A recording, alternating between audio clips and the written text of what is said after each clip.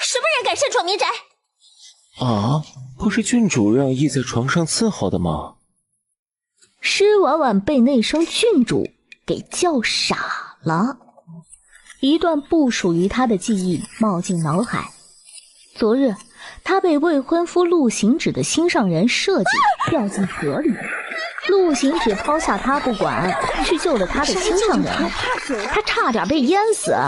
上岸后还被他百般辱骂，他一怒之下采用庶妹施晴妹的建议，将他养在府里的邻人全招过来陪他玩。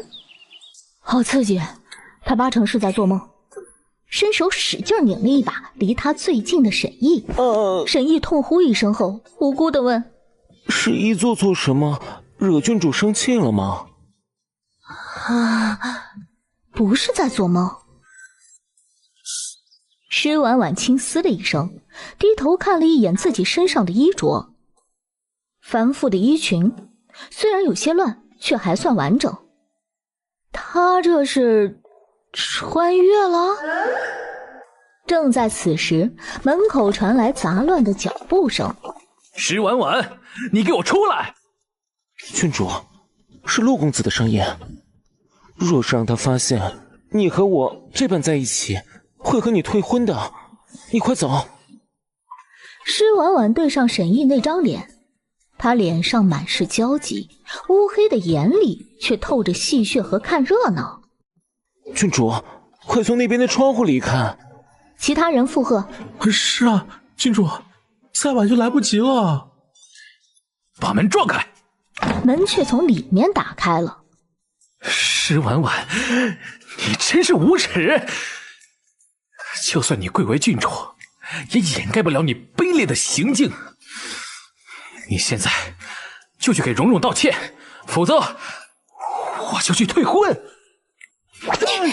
做错事才需要道歉，我又没错，道个锤子歉。哼，想退婚是吧？那就去退吧，不退的是狗。你疯了，竟敢打我！你再打一下试试。哼，抽一鞭哪够啊？我再送给你一鞭。你不用谢我，现在就可以滚回去准备退婚的东西了。陆行止怒极，想要还手。你敢动我一根毫毛试试？施婉婉，你在这欲拒还迎吗？啊？这是想要改变策略，吸引我的注意吗？我只能说，你这样做只会让我越来越讨厌你。别在这里逼逼了，要退婚赶紧退，别在这里说这些有的没的，浪费姑奶奶的时间。你简直是不可理喻！我现在就去退婚，到时候你就算跪着求我，我也不会娶你。他转身欲走，却看见沈毅从屋子里走了出来。郡主，陆公子没伤到你吧？他说完，状似踩到什么，脚一滑，往施婉婉的怀里倒去。你看不起谁呢？就他那个怂样敢伤我？哼，别跟个没长骨头似的，站好。施婉婉，你还没滚吗？施婉婉，你不要脸！你如此不检点，是在给皇室蒙羞。你平时不学无术，胡作非为也就罢了，如今竟还豢养男宠，简直就是品德败坏。你敢如此行事，不过是仗着陛下对你的宠爱，而陛下对你的种种包容和照拂，不过是因为你是长公主的女儿，他早对你失望透顶了。长公主已仙逝多年，你觉得陛下还能宠你多久？过来，把陆公子的衣衫扒了。你敢？这向陆行止一件衣衫，赏银100两，可以叠加，可以累积，后续我绝不找你们麻烦。不管有什么后果，我一人承担。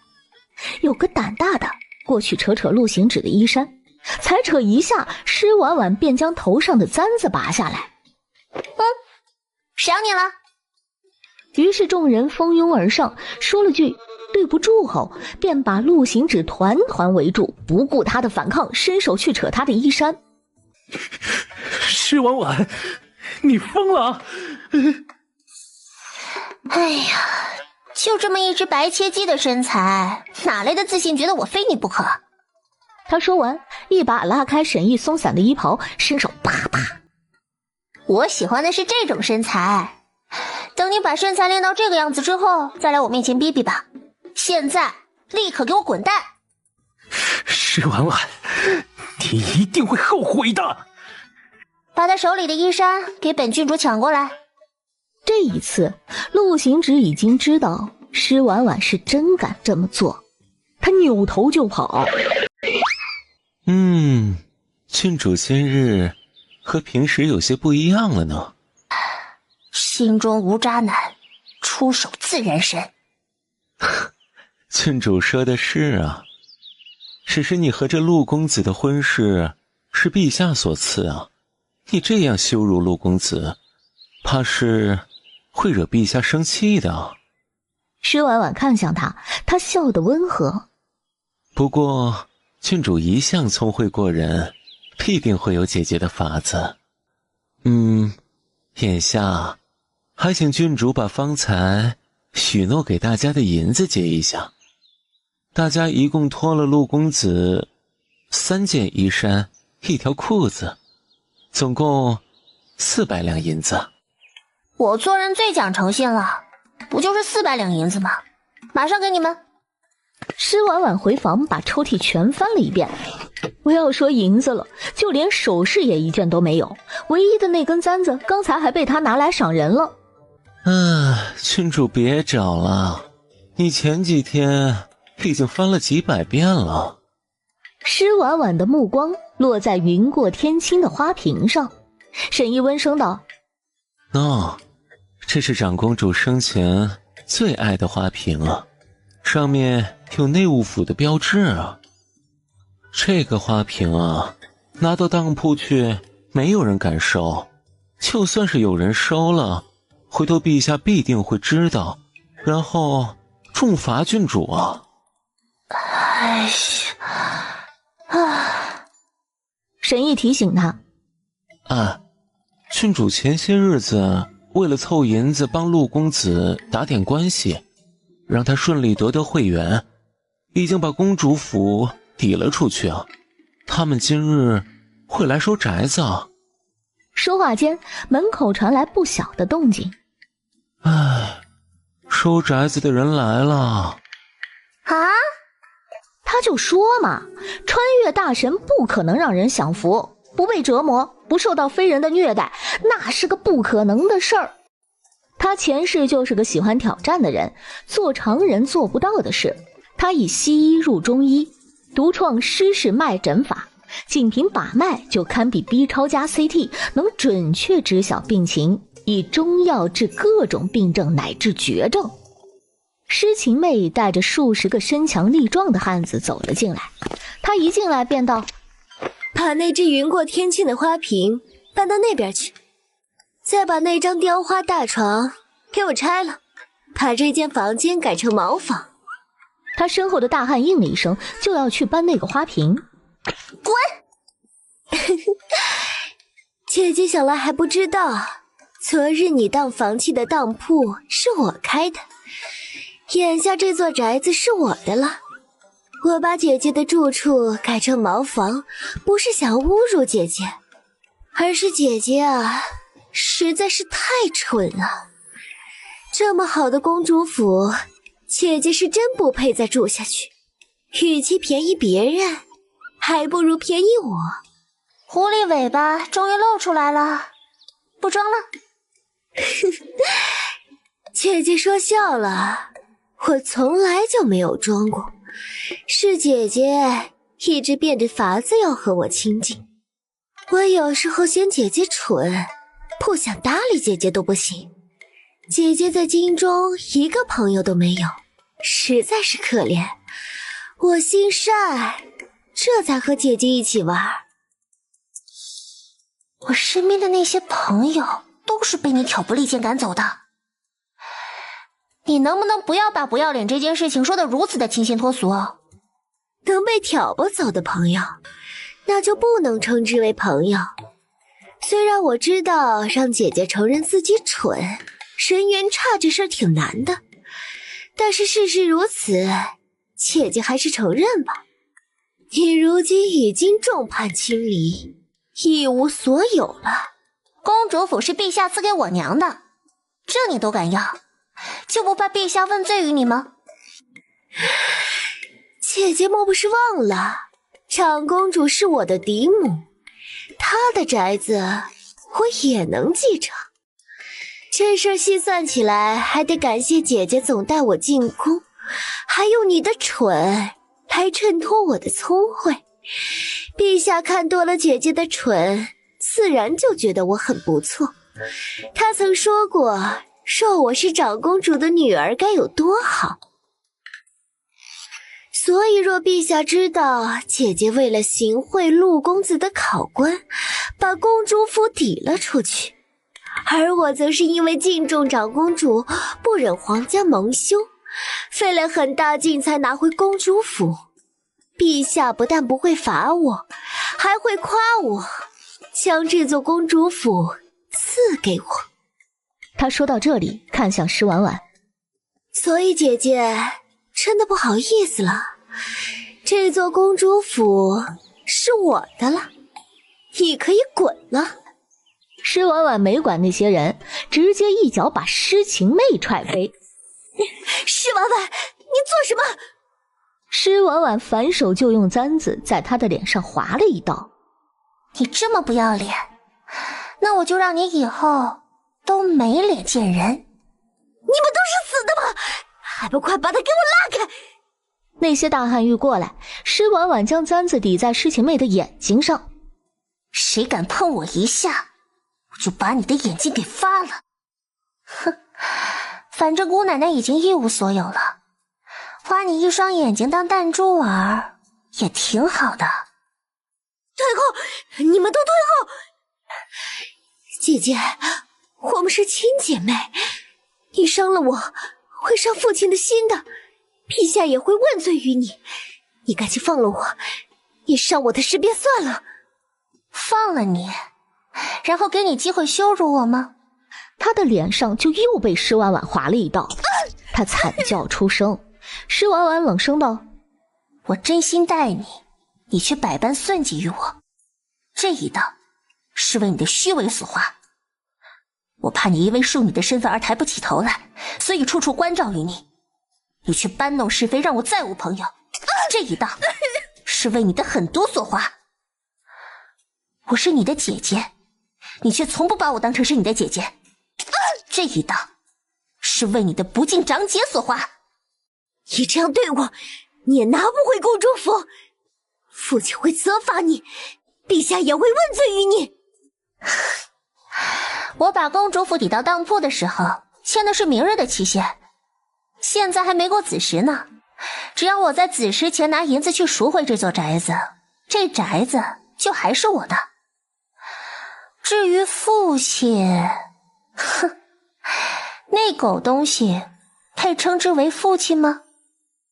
陛下若是知道你算计我的事，你确定他会问罪于我吗？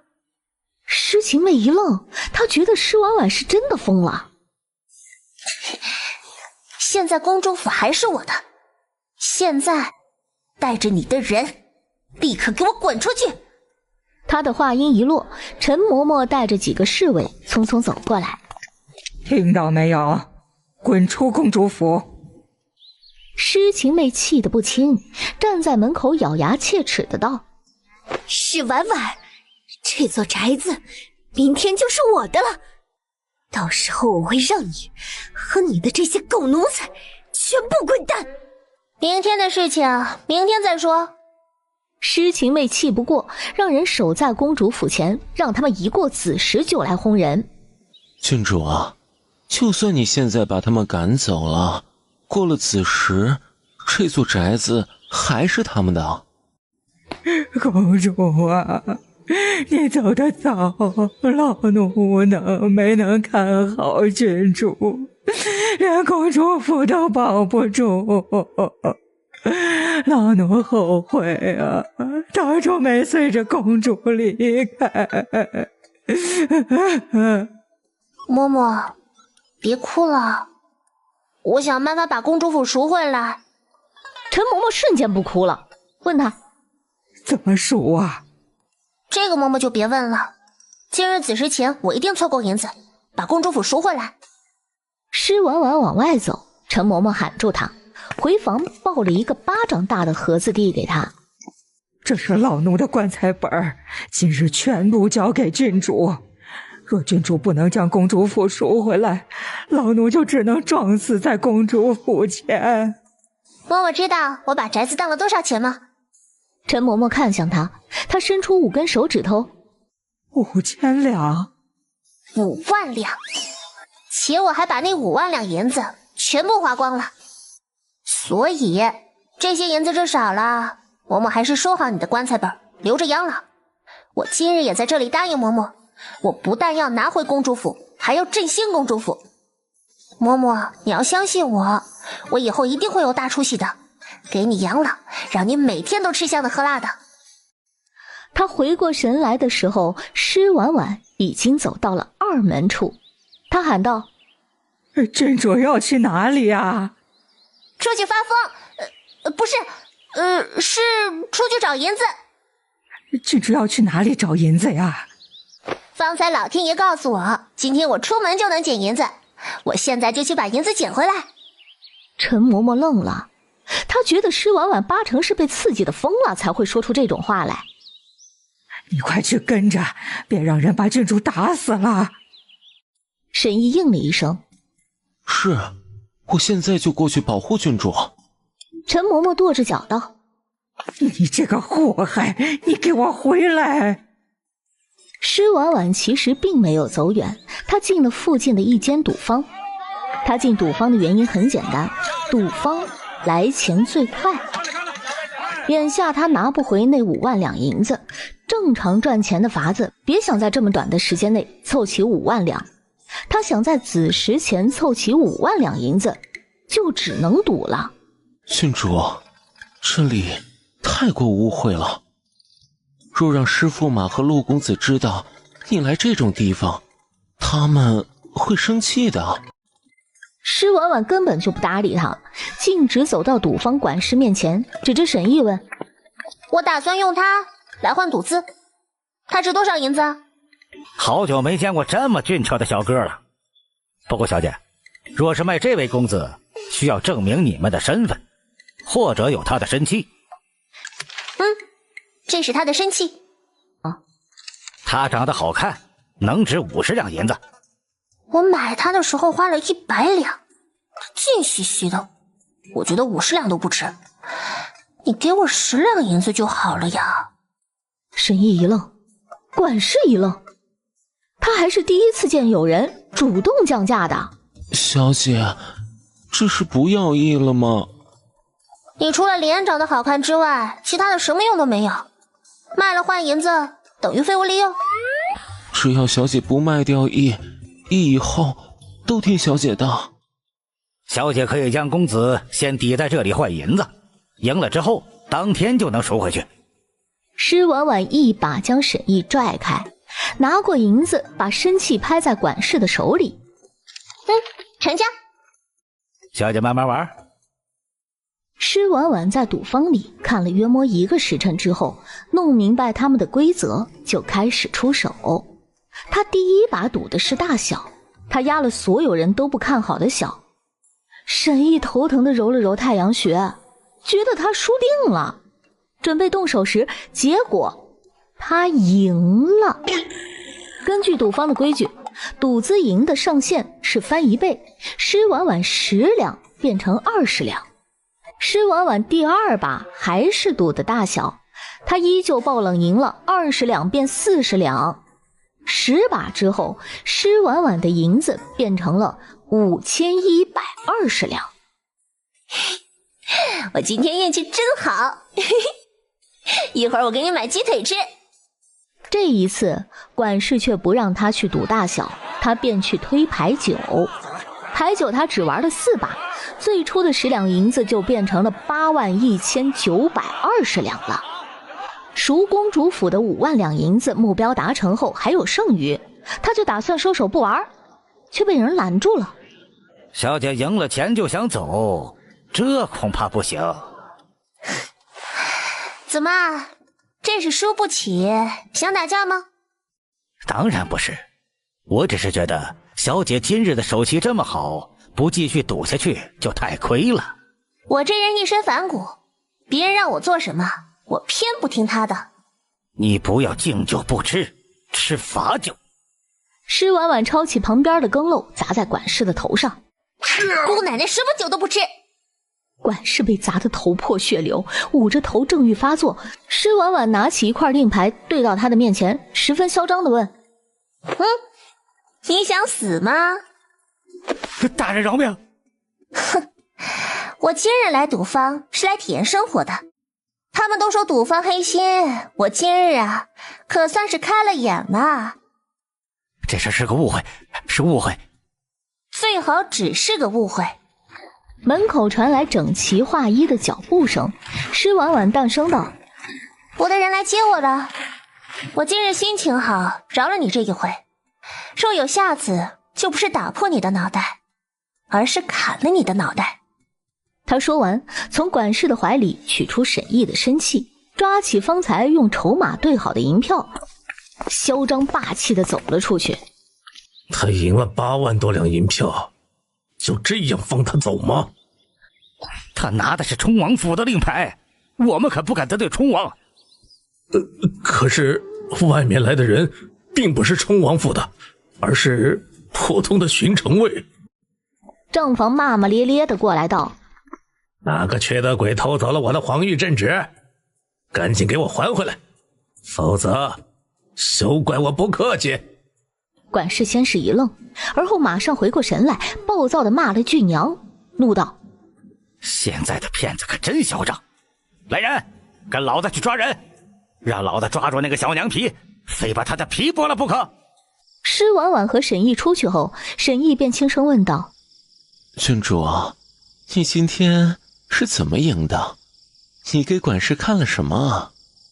快走，他们马上就会追过来，去京兆府。他在赌坊里看规则的那一个时辰，看的不仅仅是规则，还有离开的方式。他努力翻原主的记忆，发现这种地方的人最怕的是冲王，他就有了主意。沈毅的好奇心在这一刻到达了巅峰，他还想再问，前面来了一辆乌黑的马车。是冲王府的马车。赌坊的方向传来动静，是管事带着打手们追过来了。施婉婉果断跟在马车的后方，沈毅一看这样，便有样学样跟他并排站着，假装他们都是冲王府的人。管事一看这情景，笑了，叉着腰道：这骗术真的是太拙劣了，骗了老子1次，还想骗第2次。方才弄块假腰牌，这会儿还弄辆假马车。兄弟们，把那辆马车给老子掀了！只是那些打手才跳上马车，就被车夫一脚一个踹飞了出去。哼，这个时候了还敢动手？看来这个才是真正的头目。赢了老子的钱就想走？很好，老子来教你江湖规矩。他说完，拔刀就朝车厢的位置砍去。只是他的刀还没有砍下，车窗的帘子掀开，从里面探出一只雪白却修长的手。施婉婉都没有看见那只手是怎么动的，管事的脑袋就飞了出去。赌坊的打手平时凶得很，但他们也是惜命的。眼前这情景实在是太吓人了，他们再也顾不得收拾施婉婉，掉头就跑。惊扰了本王就想一走了之，天真。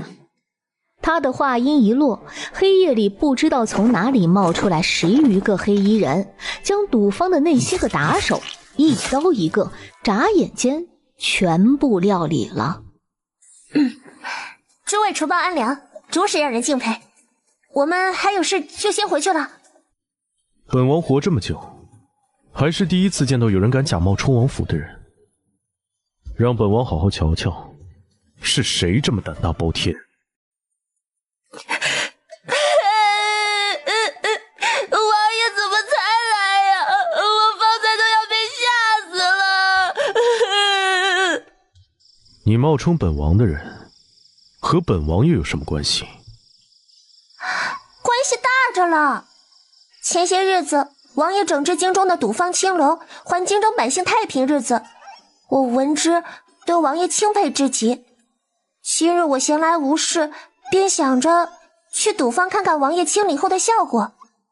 不想一进赌坊，他们就把我当成肥羊宰，哄了我卖了小厮去赌。我当时被他们激得失了理智，一怒之下便答应了。结果我今日财星高照，赌运亨通，连赢了好几把。我赢了之后找回理智，不想再赌，赎回小厮后便准备结账离开，不想他们便拦下我们不让走。我便与他们理论，搬出了王爷整治之事。不成想他们竟说他说到这里，满脸委屈的道：那些话太脏了，我就不说出来，污了王爷的耳朵了。我怒极了，便说我是王府的人。后面的事情，王爷就都知道了。如此说来，本王还得感谢你维护本王。施婉婉有些不好意思的道：那倒不用，我爱慕王爷已久，今日能见到王爷便足够了。正在此时，沈毅似乎不小心撞了他一下，当的一声，那块玉牌从他的袖子里掉了出来，摔在了地上。他立即去捡，谢玄之却比他更快，弯腰捡起了那块玉佩。我敬佩王爷，所以闲来没事就叼着和冲王府有关的东西。雕工粗糙，难登大雅之堂，让王爷见笑了，还请王爷把这块牌子还给我。雕工确实粗糙，应该是匆忙中雕的，用的工具也不趁手。若给你足够的时间，再给你趁手的工具，想来你能雕得很好。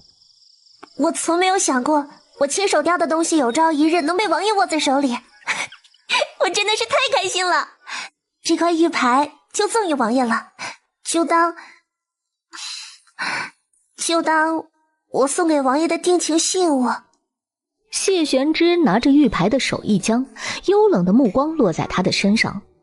京中那么多的大家闺秀都喜欢王爷，王爷却独独收了我的东西，我好开心呀！郡主昨日还追着陆行止说喜欢他，今日就说爱慕本王，郡主可真是花心呐。婉婉一愣，原来谢玄之从一开始就认出了他。本郡主就是花心又怎样啊？实不相瞒，本郡主看上王爷了，不知道王爷有没有兴趣做本郡主的男宠啊？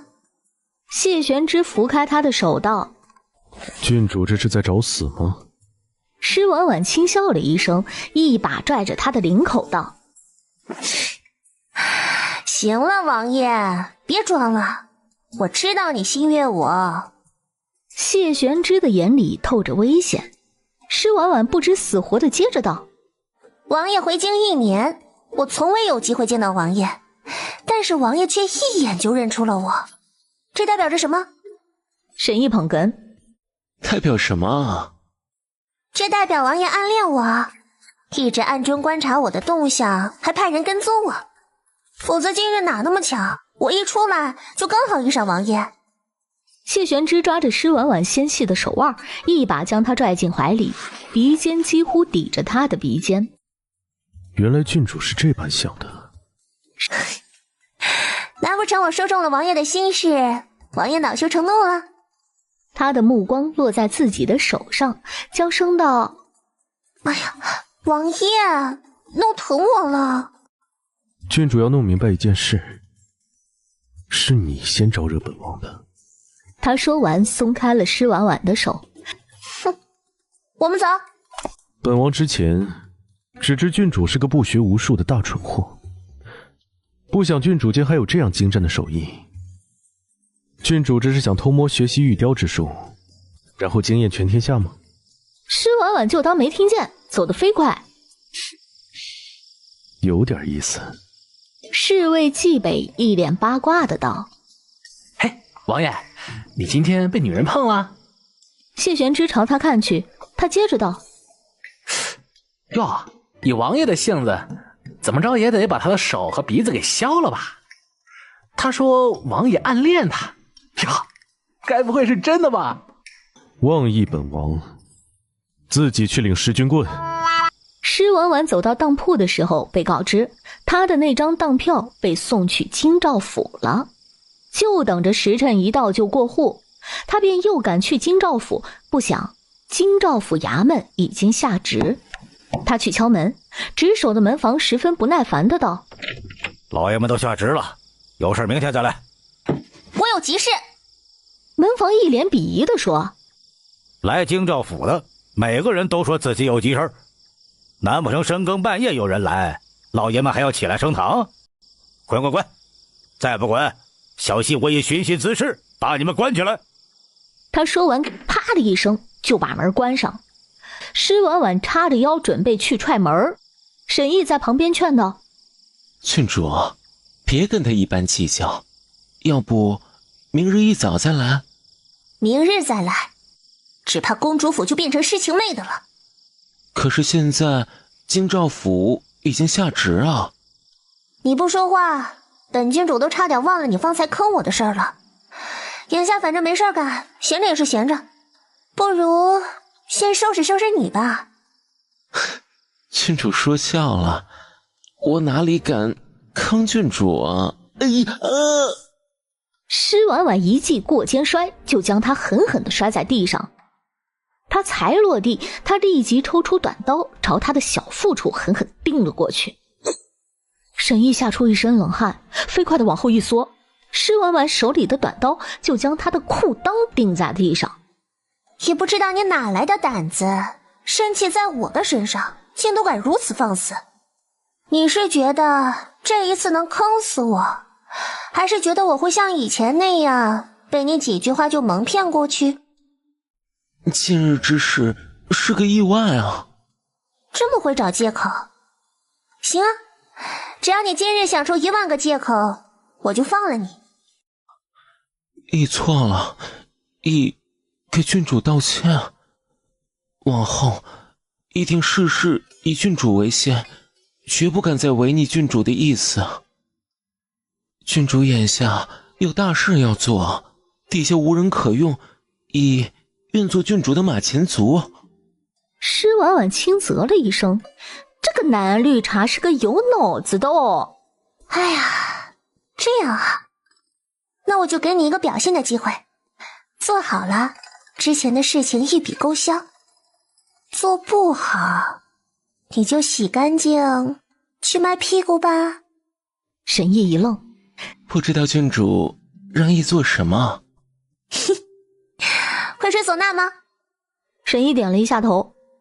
哎呀，你展现才华的机会到了。半盏茶后，沈烨抱着一个唢呐站在京兆府前，一脸的生无可恋。好了，请开始你的表演吧。他说完，递给沈烨一张纸。郡主啊，能换词吗？你是在嫌弃本郡主的词吗？不敢。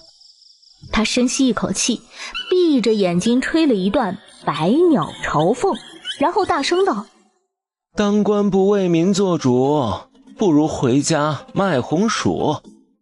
接着他又吹了一段唢呐，念道：曲一响，布一盖，全村老小等上菜，走的走，抬的抬，后面跟着一片白，棺一抬，土一埋，亲朋好友哭起来，前面抬，后面追，蹦迪嗨起来。门门房把施婉婉赶走后，便准备睡觉。只是他才脱了裤子，就听到外面刺耳的唢呐声。那一声，他觉得快把他送走了。于是他立即拔掉门栓，推门准备出来，却发现门根本就推不开，有人在外面把门反锁了。他在里面疯狂拍门。你们好大的胆子，竟敢到京兆府衙门闹事！他拍门声能当鼓点用，即兴发挥，配合一下。京兆府晚上其实是有值夜的官员的，用来应对突发事件。今夜值夜的是京兆府的少尹秦飞鹤，他刚刚要睡着，就听到外面深入灵魂的唢呐一声，吓得他一屁股坐了起来。他问道：怎么回事？怎么回事？属下去看看。他走到府衙门口，顺着门缝往外看，就看见门口站的一男一女，男的吹唢呐，女的在鼓掌，旁边的门房在疯狂的拍门骂脏话。他捂着耳朵飞快地往回走，没走几步就看见秦飞鹤穿好衣衫走了过来。这外面到底怎么了？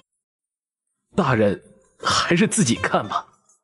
秦飞鹤让人把门打开时，沈毅恰好吹完一曲，正在大声喊道：一窝一窝又一窝，3、4、5、6、7、8窝，10进黄王，10中粟，凤凰何少，尔何多？秦飞鹤一愣，他怒道：放肆！你个贱人，竟跑到京兆府门口来撒野！大人，快把他抓起来，然后严刑拷打。他敢在京城这般闹事，怕是别国派来的奸细。哪条律例说不能在京兆府门口吹唢呐的？你们若是能找到，我任由你们处置。众官差，还真没有这一条。倒是京兆府的门房让我开了眼啊！我不过是把门敲开，一句话没说就让我滚。眼下上官还没有说话，他就先定了我的罪。京兆府衙门这般办案的方式，真让我大开眼界。不管姑娘有何冤案错案，这般在京兆府衙门闹事儿就过了。施婉婉从腰间取出一块令牌，对到秦飞鹤的面前。我没有冤案，也没有错案，我只是听长辈的吩咐，带他来看看京中各大衙门平时是怎么办差的。我寻思，京兆府衙门是京中为百姓办事的衙门，穿着便服就来了京兆府。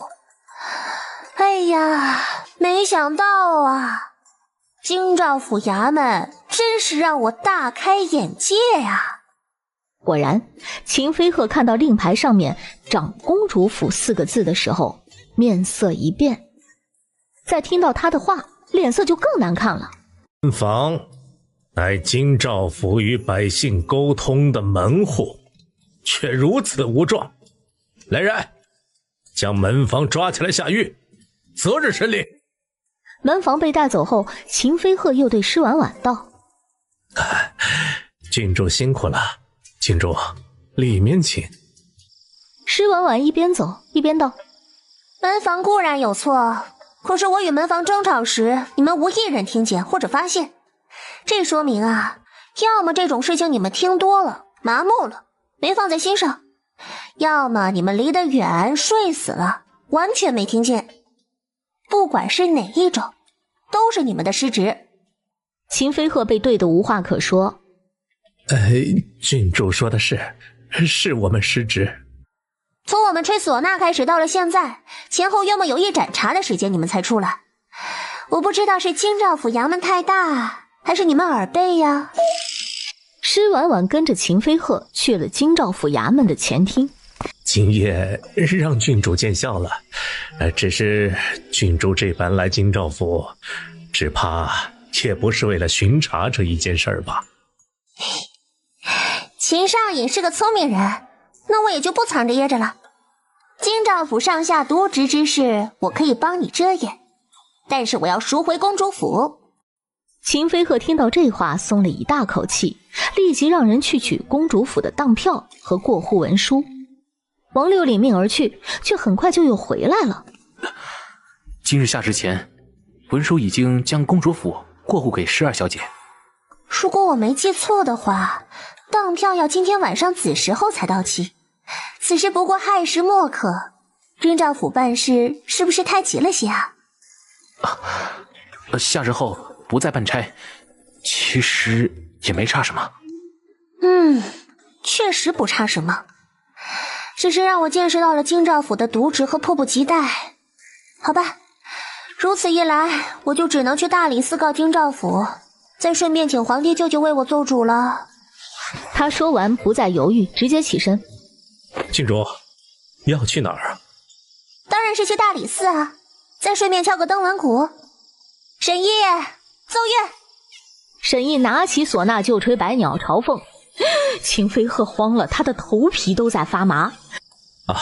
郡主不要急，这事儿是我们的疏忽，但是依着规矩，郡主想要赎回公主府，除了本金外，还要支付2000两银子的利钱。施婉婉掏出一叠银票，拍在案上。够吗？秦飞鹤数了一遍银票后道：够的。施婉婉看向他，他立即吩咐道：将文书和册子取过来，之前的过户手续作废。王六想要说什么，最终什么都没有说，一眼把东西都取了过来。秦飞鹤将过户的那一页敲了个作废章，收好银票，然后把公主府的房契递给施婉婉。秦大人做事利落爽快，今日这事便这么接过去了，还请秦大人记得为官的初衷，不要成为鱼肉百姓的帮凶。谢郡主赐教。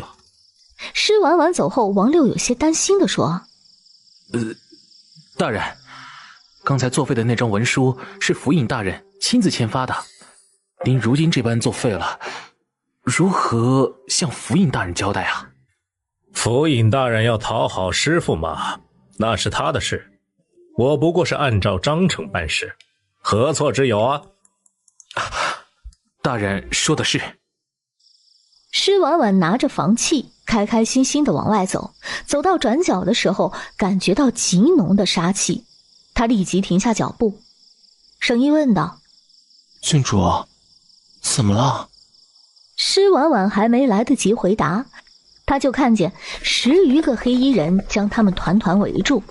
沈毅，这是公主府的房契，我今日把它交给你了，你赶紧拿着回公主府办救兵。沈毅没说话，施婉婉一把将他推开道：快走！他说完抽出短刀，我跟你们拼了！他拿着刀对着他们就是一顿乱砍，下一刻奇迹出现了，他砍过去的地方，黑衣人让出一道口子，他无比顺利地杀出了重围。他眨了眨眼睛，都对了。他二话不说，撒腿就跑。沈毅见他跑了，也想跟着跑，只是黑衣人手里的大刀就朝他招呼了过来。沈毅愣了，没法子，他只能施展武功自救。施婉婉此时还没有走远，躲在墙角，看到这一幕，轻啧了一声：身手不错啊。于是他一点压力都没有地回了公主府。郡主，你没事吧？没事。郡主走后，老奴想了一整天，十分后悔让郡主去想办法赎公主府。郡主是公主唯一的血脉，因为这事儿有所折损的话，老奴怕是都没脸见公主啊。宅子没了就没了，郡主平安就好。之前公主给我买了个宅子养老，我们就去那里住。嬷嬷，我们就住在公主府里，不搬。是青妹给你下套，让你把公主府抵出去，背后肯定有驸马的支持。我说句不好听的话，你也别生气。驸马那个人看着是谦谦君子，实则是个卑鄙阴毒的小人。你已经把公主府抵出去了，他有的是法子让你搬。